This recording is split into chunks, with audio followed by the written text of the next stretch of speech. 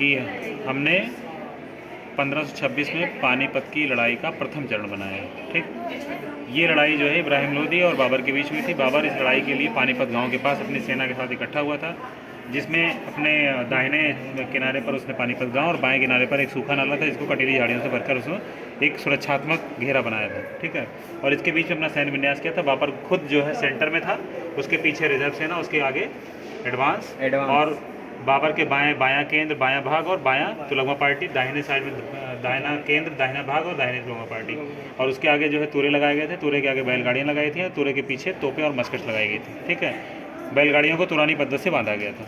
इस तरह से बाबर ने अपना सैन्य विन्यास सूखे नाले और पानीपत गांव के बीच कर रखा था। वहीं दूसरी तरफ हम देखते हैं कि इब्राहिम लोदी जो कि खुद हाथी पर सवार था, वो बीच में था।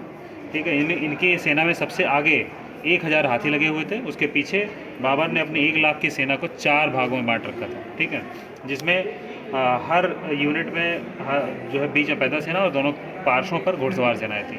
तो लोदी के आगे जो है वो एडवांस, पीछे जो है केंद्र था, और दाहिने पे दाहिना भाग और बाएं पे बायां भाग इसमें।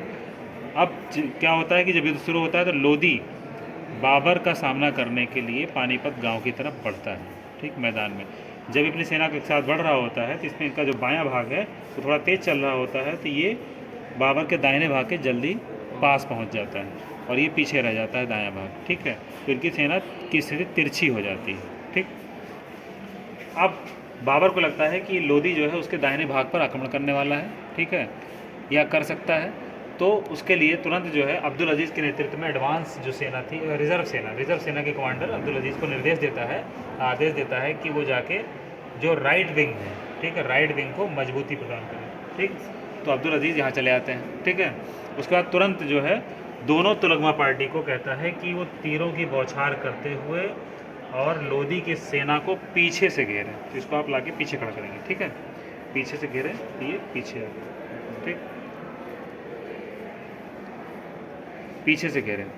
उसके बाद दोनों दाएं भाग और बाएं भाग को आदेश देता है कि वो लोदी की सेना को दोनों बगल से या दोनों पार्श्वों से घेरें। तो जिसमें ये जब सेना चल रही होती तो इसमें मेहदी ख्वाजा जो कि बाएं भाग के कमांडर थे, वो उनकी भिड़ंत एक हाथी से हो जाती है जिसको वो हरा कर और उसके बाद अपनी सेना को लेके लोदी की सेना को इनके दाहिने पार्श्व पे घेरने में सफल होते हैं। वहीं दूसरी तरफ ये जो दाहिना भाग था जिसमें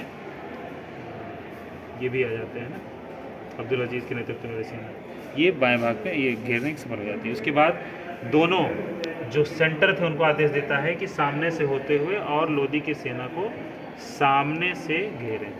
ठीक, तो इस तरह से हम देखते हैं कि लोदी की सेना से चारों तरफ से घिर जाती है।